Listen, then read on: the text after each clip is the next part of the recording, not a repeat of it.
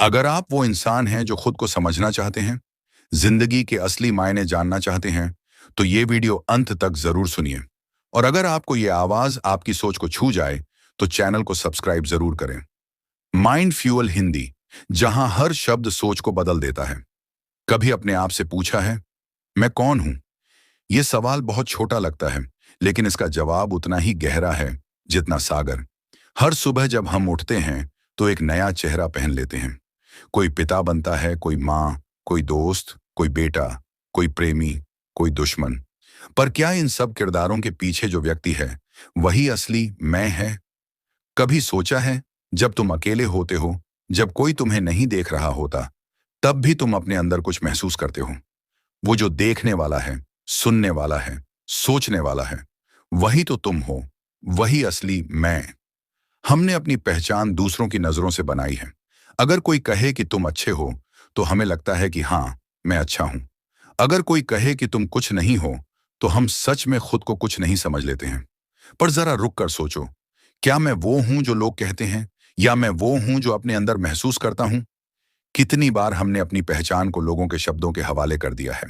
बचपन में हमें बताया गया, तुम यही हो, यही तुम्हारा नाम है, यही तुम्हारा धर्म, यही तुम्हारा देश, यही तुम्हारी भाषा।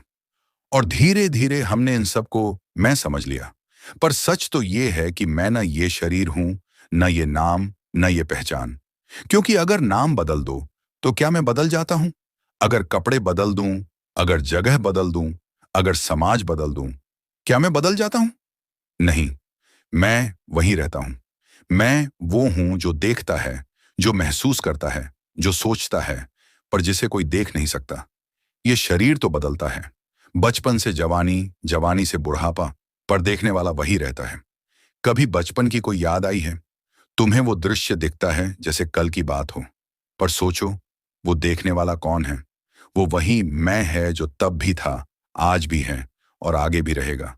जिंदगी में सबसे बड़ा रहस्य यही है, मैं कौन हूं?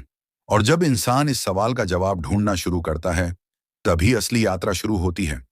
वो यात्रा जो किसी मंजिल तक नहीं जाती, बल्कि भीतर उतरती जाती है, गहराई में, सच्चाई में।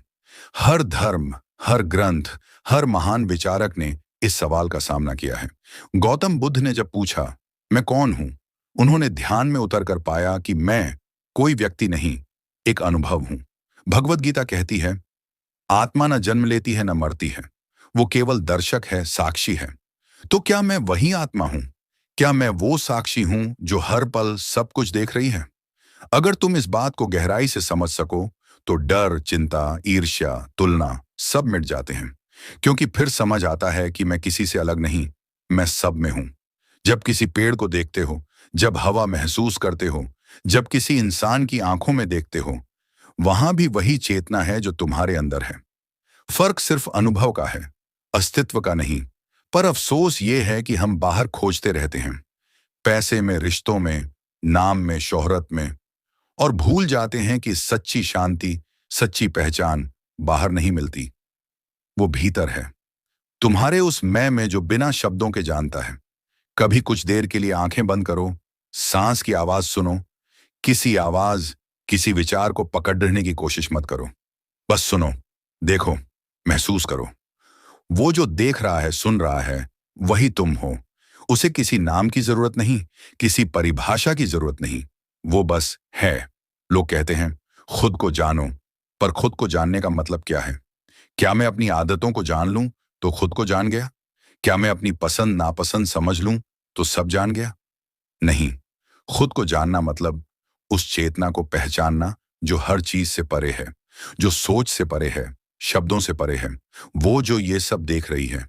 कभी कभी जब हम किसी सुहानी शाम में खो जाते हैं, किसी गीत में डूब जाते हैं, या किसी की आंखों में खो जाते हैं, तब हम खुद को भूल जाते हैं। वो पल ही असली मैं है। वो पल जब कोई मैं नहीं रहता, बस होना रहता है।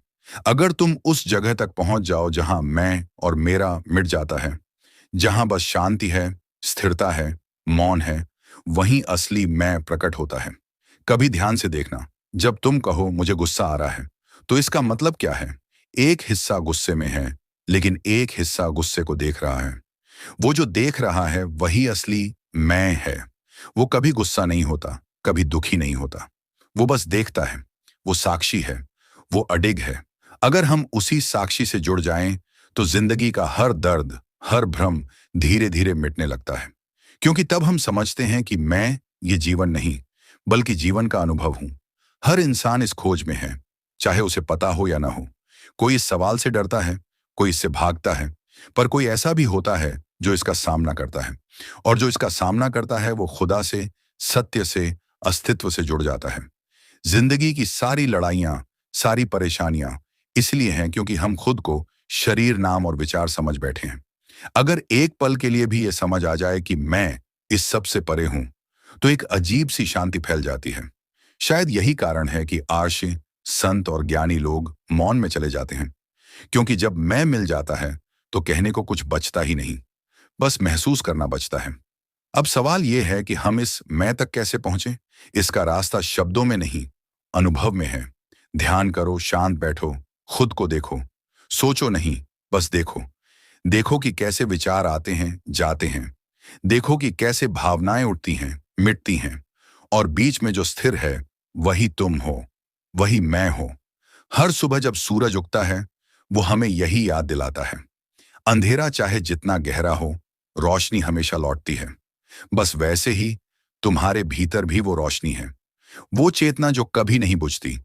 अगर ये आवाज तुम्हारे भीतर तक पहुंची हो, अगर तुम्हें लगा हो कि हाँ, कहीं ना कहीं तुम भी खुद से यही सवाल पूछना चाहते हो, मैं कौन हूं, तो आज से इस सफर की शुरुआत करो। हर दिन कुछ पल अपने लिए रखो। ना मोबाइल, ना सोच, ना शोर। बस तुम और तुम्हारा होना। क्योंकि जब तुम खुद को पहचान लोगे, तो दुनिया खुद ब खुद समझ में आने लगेगी। समापन शांत टोन में।